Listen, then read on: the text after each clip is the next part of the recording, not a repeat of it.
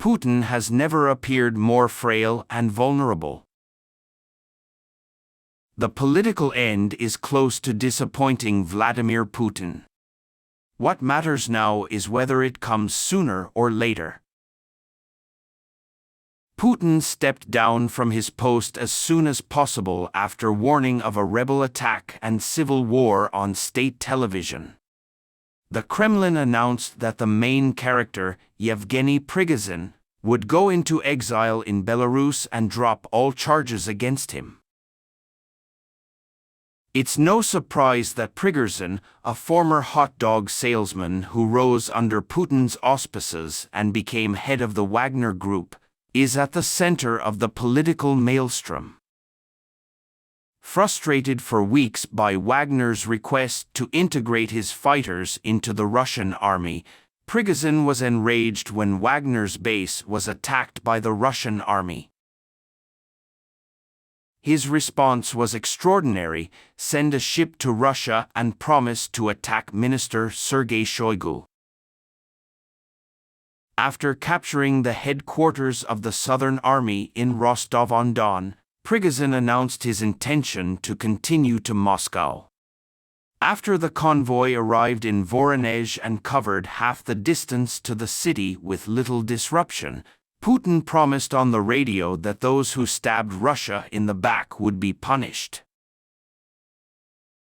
Surprisingly, the Wagner Telegraph channel said that Putin was wrong and that Russia will soon have a new president. Wagner's car drove north until it was only a few hours' drive from the Kremlin. Then everything suddenly stopped. A Kremlin spokesperson reported on the intervention of Belarus President Alexander Lukashenko.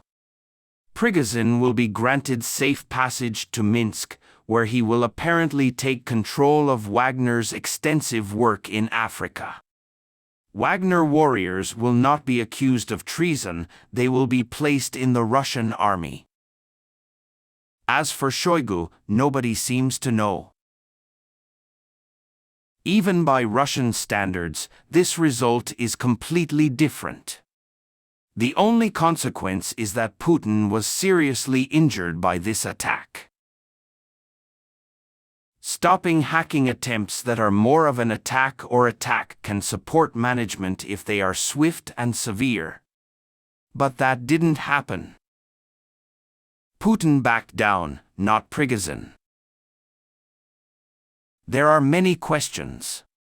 Why did Prigozhin easily pass the Southern Command without a fight after announcing his arrival? How to let his convoy go to Moscow and pass the checkpoint too quickly? Why didn't the Russian Air Force intervene, except for a few helicopters? Why did not Russian intelligence catch the actions of Prigozhin? This suggests that almost all of Russia's security services may have participated in Prigozhin's actions, or at least had no influence over them. Prigozhin set a precedent for criticizing the president, attacking him and forcing him to blink. The Russian elite will not ignore it, and Putin has tied them to it through a change of fear and reward. When the president fails to honor his threat to punish a crime, the risk of taking action is reduced. Putin's words now need new directions. It was hard enough to go from "coming civil war" to "all is well."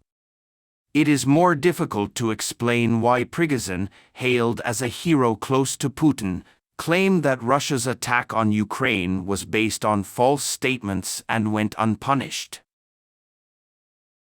All protests are accompanied by an investigation of the offenders and impeachment averted. This will be a long process involving the Russian military and intelligence agencies. Prigozhin received the strong support of the Russian central government, which was the target of government anger. Paradoxically, they seem like more skilled and belligerent soldiers. Morale, which is already low, will be affected even more. In the end, Russian security companies will realize that they no longer need to be eliminated, and that the perpetrator of Russia's failure, Putin, has been weakened by his own actions. This is perhaps Putin's biggest concern. After years of encouraging the Kremlin's powerful elite to oppose his support, he has now given them a strong reason to unite against him. Putin was never shy and weak. Russian experts say he was demoted after the powerful president asked Lukashenko to negotiate with Wagner Prime Minister Prigozhin. Vladimir Putin's power has drastically diminished even as the head of the military declared. On Saturday, when he agreed to stop traveling in Moscow and go outside of Belarus, experts said he was a mercenary group. Yevgeny Prigozhin's coup has been the biggest challenge to Putin's rule in over 2 decades. Operation failed on Saturday, but before Prigozhin's army took the southern city of Rostov-on-Don and came within 120 kilometers of Moscow. Prigozhin will go to Belarus neighbors, and in the agreement announced by Kremlin spokesman Dmitry Peskov, charges of inciting an armed uprising will be dropped. The government said it would not prosecute the military involved. Prigozhin's decision to abandon Putin's bid for power is an enigma, with speculation as to why he backed off Saturday night and what exactly it was all about. But while Putin appeared to have won the war, Russian analysts said that 70-year-old Putin, who has been president since 1999, was wounded in the war.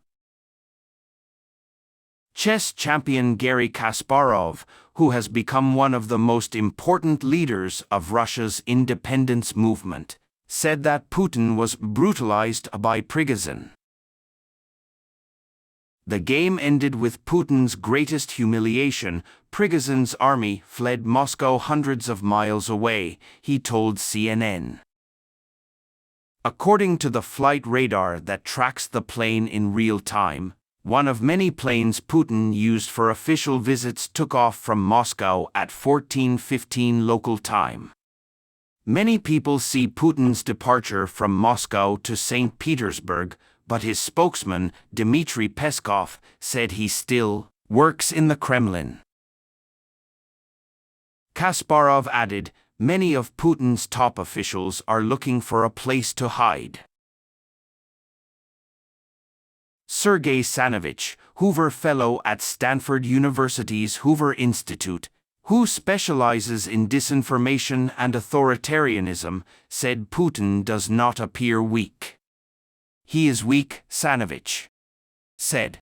Lukashenko saved the world. Putin was brought down by the ambassador, complained on television and criticized his top leaders.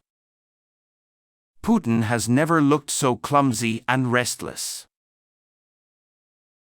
Sanovich's view of Lukashenko's accession is supported by Barack Obama's Russia in 2009-11. Michael McFaul, a consultant and then U.S. ambassador to Moscow, agrees. McFaul tweeted, Putin has no control over the tasks created and executed by his friends. He has to trust Lukashenko more than anyone else to fight the man he called a traitor a few hours ago. These are real signs of weakness and helplessness. He continued, what weakened Putin's dominance in power? His destruction in Ukraine. Those who want to prevent the collapse of the Russian state, like Xi Jinping, must persuade Putin to end his war. Another critic, Mikhail Khodorkovsky, Russia, the former rich man who was a leader in the revolution. After Putin served 10 years in prison, he said he thought Putin's judgment had been overshadowed. Many people think that the coronavirus has shut the strong man up and confused him about the truth. Khodorkovsky said that he would rely too much on negotiators instead of honest advisors and would make a bad decision for Prigozhin. Recently, Putin made one mistake after another, and Prigozhin could make a big mistake for him, he said. When you've been in power for 20 years and everyone tells you you're a genius, who knows what you'll do with your heart? Tatiana Stein, Senior Fellow, Carnegie Russia Eurasian Center. Tatiana Stanovaya, a senior diplomat, said Putin underestimated the threat posed by Prigozhin. He thinks he is hopeful and honest. Those loyal to Putin reacted to the threat, saying that Prigozhin would not attack the Kremlin. Sergei Markov told CNN that Prigozhin was very bad but did not harm Putin. They support Prigozhin against the Ukrainian army, but they do not support Vladimir Putin, said Markov, claiming that Putin's approval rating has now risen to 80%.